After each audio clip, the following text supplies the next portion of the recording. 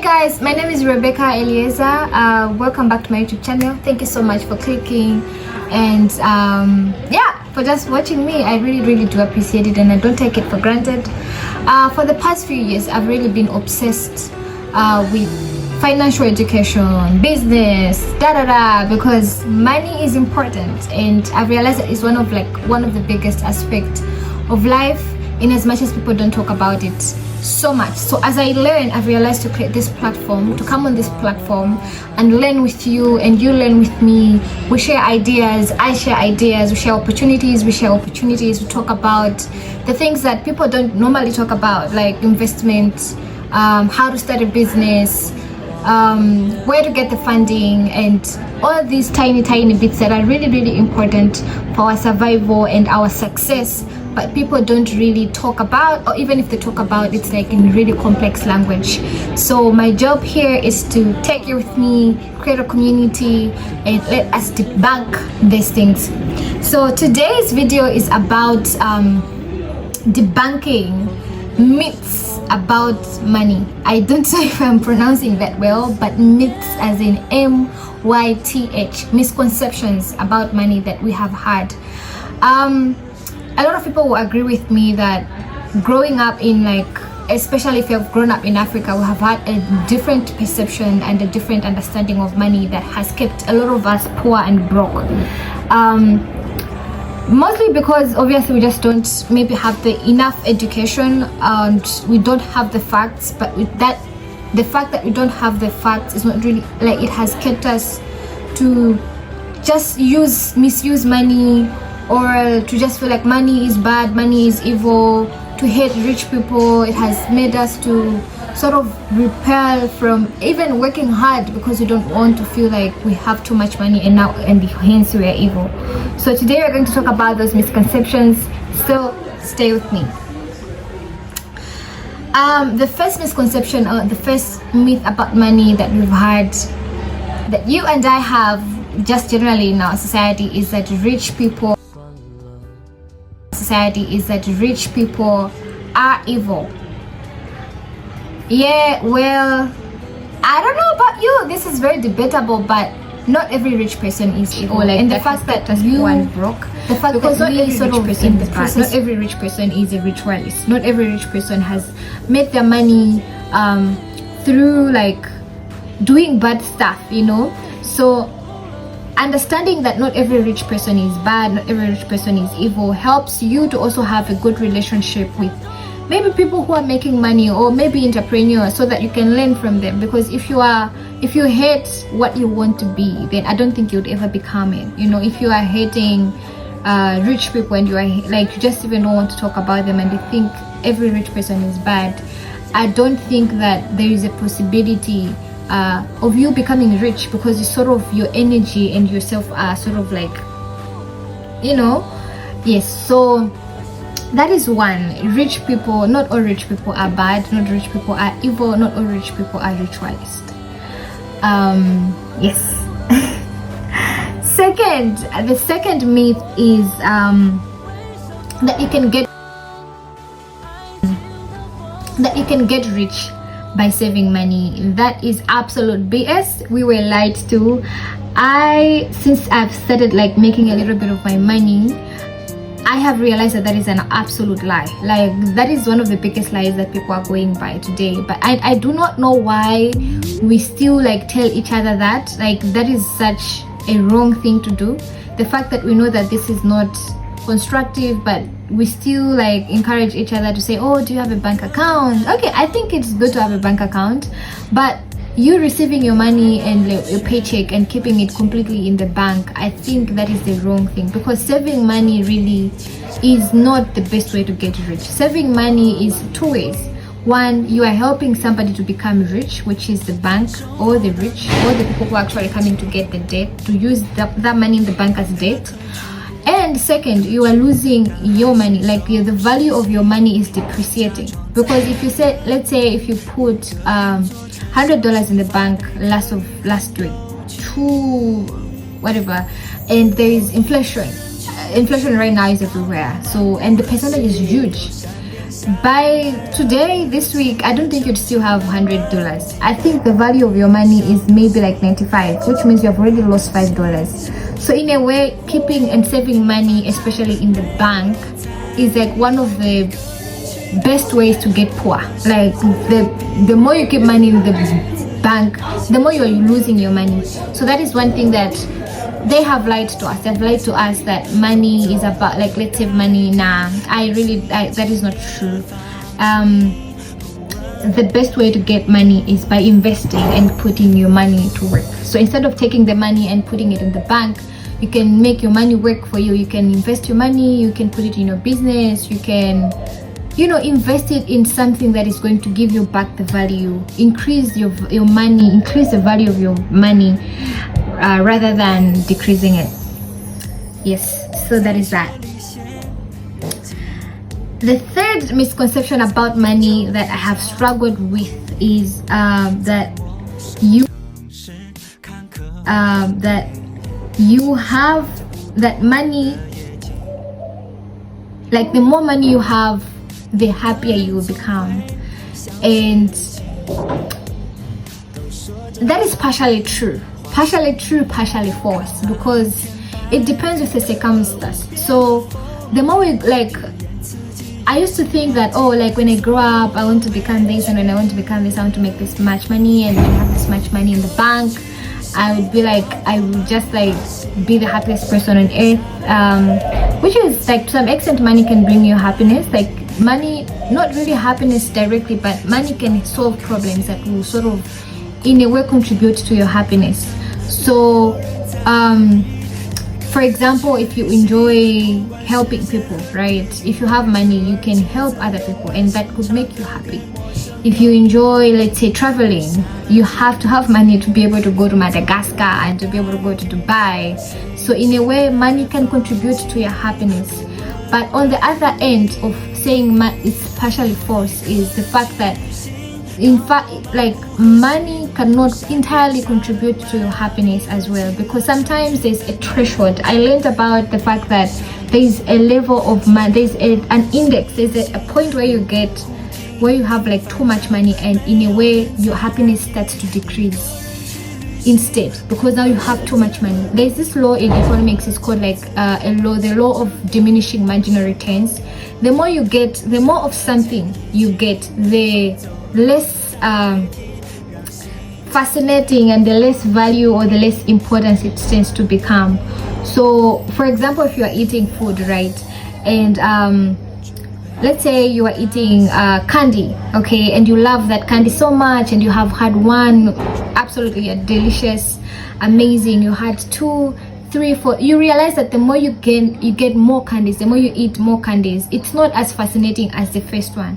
So in fact, if you eat more, you can even become diabetic and even die from it, because now you are overusing the value of the candy, right?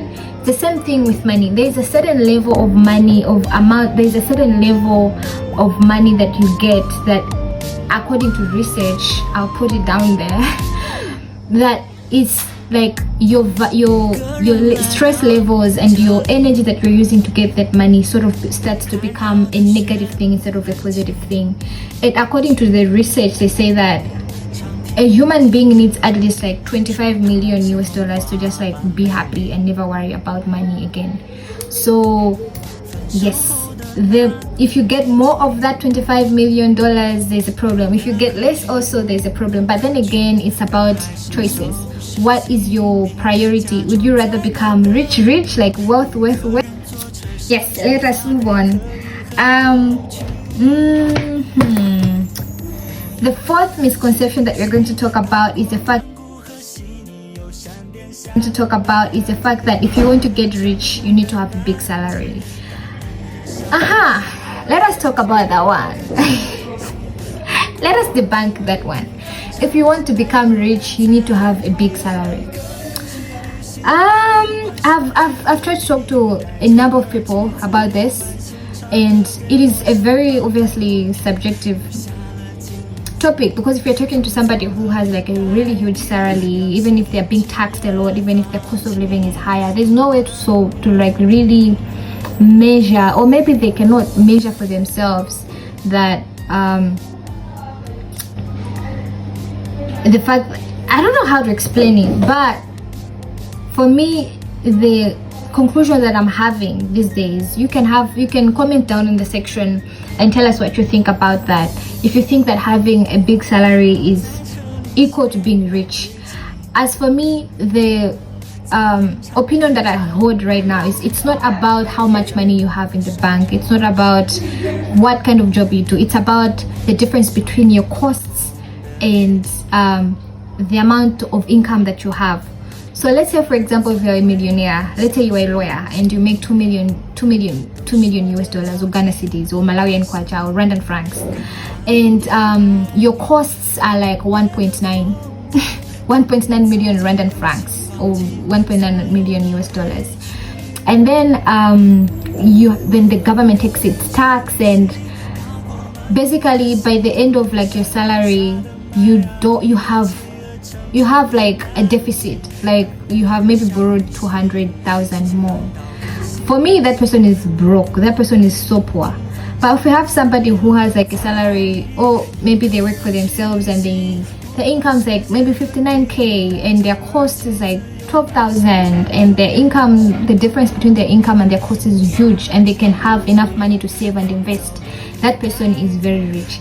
So again, a big salary is not an automatic indicator that this person is rich, and the fact that you get your salary after 30 days is very questionable to me. I'm not saying that I'll never work, I'm not saying that I will not have like a 30 days salary, but because we're talking about this and we have to be frank, I don't think that what we have been taught as young people was like, go to school, get a good job, and I don't think that is the only formula to getting rich, if at all it is a formula, because now I'm doubting if it is.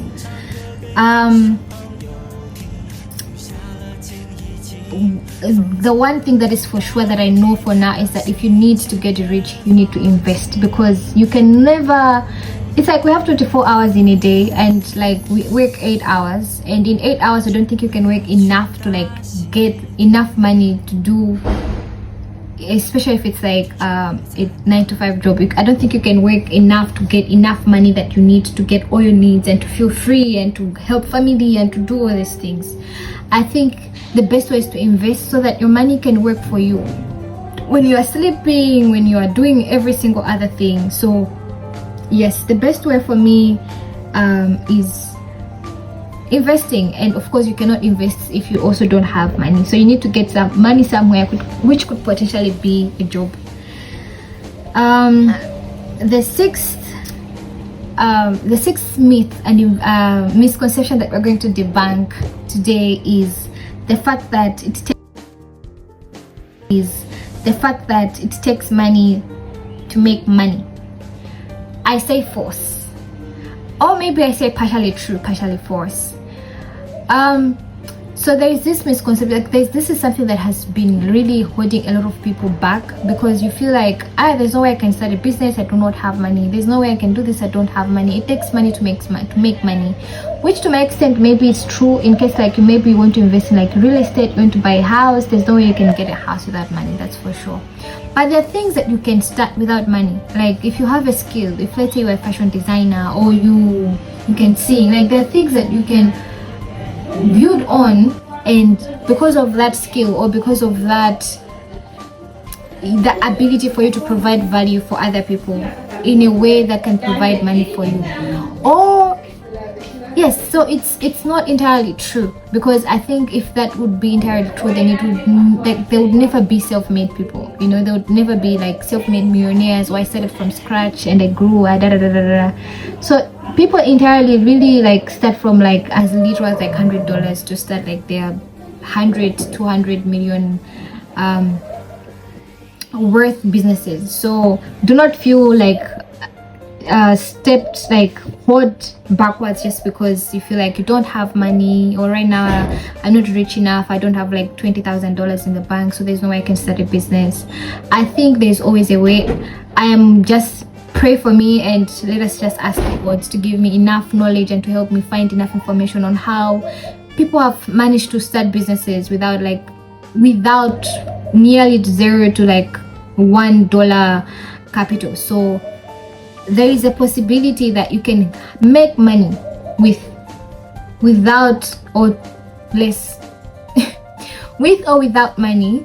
Yes, but money, the financial ability is not the biggest determinant or it's not the biggest thing for you to sort of like start building a business, investing, and even if it is investing, I think maybe we also think about it in two big terms. For example, like a stock of let's say Disney is like $100. A stock to, if you are going to invest, a stock of like Coca-Cola is like, in people who live in Malawi, Airtel Malawi stock I think costs like 57 something. Very like, the money is just so less. The value to buying a stock or to buying these things that when people are talking about, we feel like they're expensive. It's not like as expensive or as big as we thought they are. But then again, I think it's about consistency.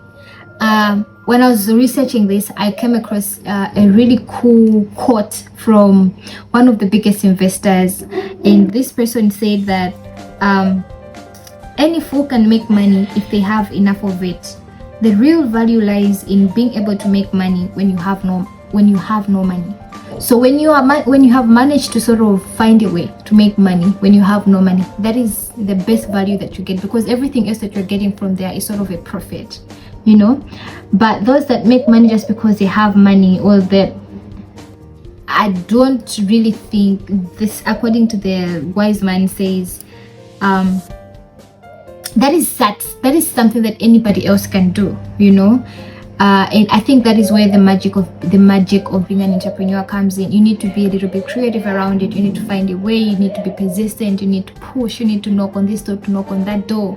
There's so many opportunities that open up as long as you have decided and made up a voice to say, this is what I'm going to do, and I'm going to get it done regardless of me having money or not. Or this is what I'm going to look into this and learn about it. So I think that retirement is something that we have really our society have extremely romanticized to a way. I think retirement should not be synonymous with age. I think retirement should be synonymous with number, based on like how you have worked, how financially stable you are, and how confident are you in like continuing to consistently, you know, bring in income for yourself. So in a way, if somebody gave me an option to say, you know what, Becca, this is the way you can take this path, you're going to make money, and you can have a choice, an option to retire at 35 or 40, and said, oh okay, or you can take this path where you're going to like do this, but you're going to retire at 75. I would absolutely choose the one that I retire at 40, because what am I going to do if I retire at 70? Like really, like I'm old, I don't enjoy life anymore probably as much. I am sick, I cannot walk, I cannot see clearly. I would definitely think that I wouldn't choose that as the perfect scenario. So I think that we have tried to sort of romanticize retiring so much that our mind has diverted from wanting to enjoy that freedom much earlier. So we have like sort of settled for 75 and settled for 60, instead of sort of looking for way and thinking through like, how can I make sure that I do this? And let's say I invest, I put my money, I work, how much can I do right now to make sure that by this age I can live comfortably, and I can travel, and I can be with my family, and I can do whatever I want to do. So that's what I think about that. Let me know what you think about retirement. Do you think retirement is really a gift for working hard in your life? Another misconception about money that I want to debunk today is the fact that cash is king. Nah. I used to think that too, but until I realized that nope, the math was not mathing for real. So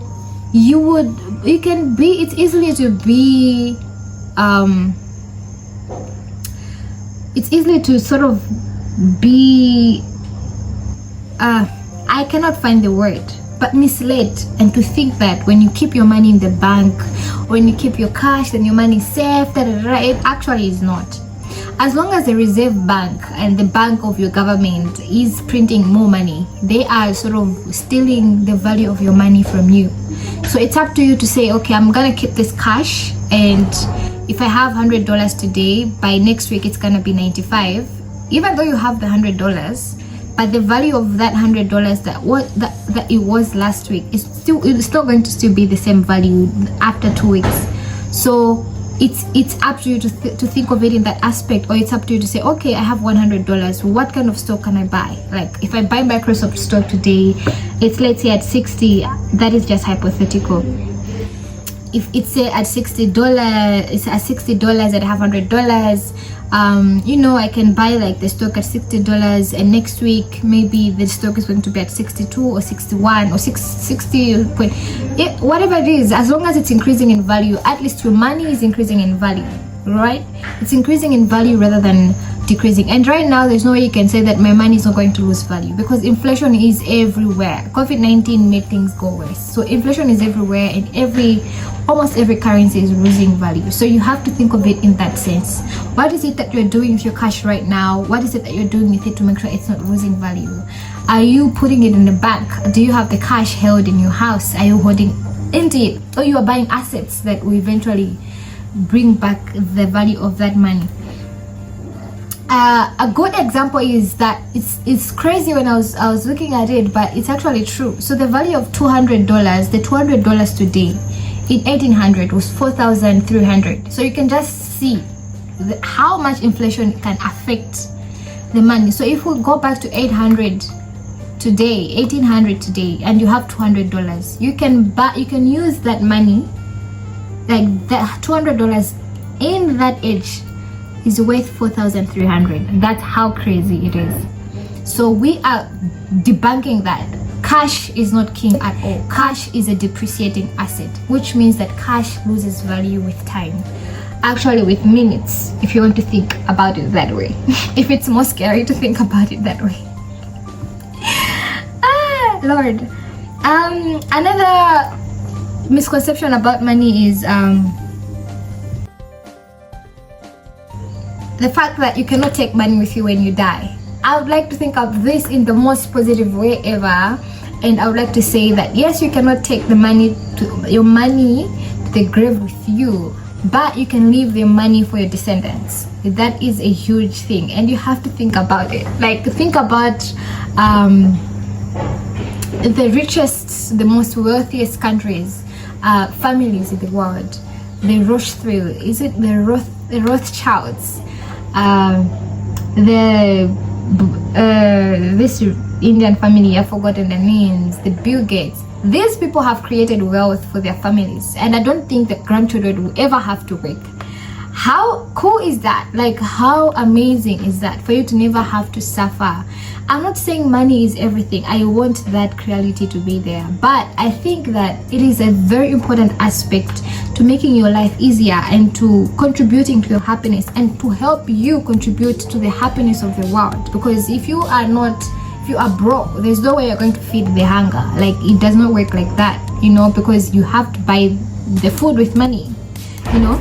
So that money you cannot take money with you to the grave. But when you make enough wealth, and when you put enough financial independence, when you buy houses, when you have real estate, when you have all these assets, and you die and you leave them for your family and your descendants, they get to enjoy the benefits of you. You know, how cool is that for your kids to be like, oh, this was my grandfather's land, this was my, you know. That is such a cool thing, because you are not only passing on the most important thing. Okay, you cannot obviously hold on to life, but you have held on to things that you have passed on to your family, you know. And that, what bigger legacy is there than that, you know? Another big misconception is the fact that time is money. I say money is money and time is time, because Okay, but I do get the scenario in which we try to think about it, that, oh, you have to do fast because when you lose time, you lose money. I just want to say, for me, time is time and money is money. And for me, time is much, much more valuable than money. That is even why I was saying that retirement, you have to start thinking about, you start thinking about it in terms of like number and not age, you know? Because eventually, if like somebody was to say, okay, you know what, Becca, since time is money, we are going to give you 200. We are going to buy your time. Like, we're going to give you, like, let's say 200 million and to kill you tomorrow. I'll absolutely say no, because I don't want to die tomorrow and get 200 million. What will I use it for? Which means that time is not equal to money, and time is more valuable than money. But you can use time to make money. So for me, that's just how I look at it. Very separate entities, but obviously are intertwined in a way. And to me, the most valuable thing in that sense is the time. Yes. Two more myths that we are going to talk about, and then we close this video right here. I think that is a myth that I've come to like realize that this is not true. It's a fact that not a myth that we're going to talk about today. Is the fact that money is no longer national. Money has become a very international agenda right now. It's a global issue. It's no longer for you. It's no longer about, oh, me, I live in this country, so like right now I'm just dealing with our currency. You know, you have to be very informed about what is going on around the world for you to even make very important decisions about investing, because of like the dynamics of the world and stuff. That's just how things are going, you know. So I'll give you an example. So a few months ago, I've been hearing about, I think we have all been hearing about the de-dollarization of the dollar, which means that people are moving away from the dollar as a bigger currency, as a world currency, because we are feeling like it is losing its value, and people are moving towards the BRICS, which is a value. It's the currency being created by countries like Brazil, India, China, South Africa, and Russia. Sort of say, you know what, we're going to have a currency that is bigger and better than the dollar, and that is what is going to be the preferable currency for world trade. So these are issues that are going on that is just showing that it's no longer just a national, money is no longer a national agenda, but rather a global thing, you know, because these things eventually affect the commoner, the normal people like you and me. So it's very important that we know what is going on, so that our decisions that we make can be better aligned and can be smart and just, you know, with the goal of making us win in the end. So thank you so much once again for watching me. I hope that the information that I've given you today you have found valuable some way, one way or another. Do you think that there's something that I said that you do not agree with? Tell me in the comment section. Let me know what myths or misconceptions that you have had about money that you have realized that are not true. What do you want or would you like to see moving forward? What should we talk about basically? And thank you so much for watching. I really do appreciate an audience like you, and the support. I do not take it for granted. Once again, bye. See you in the next one.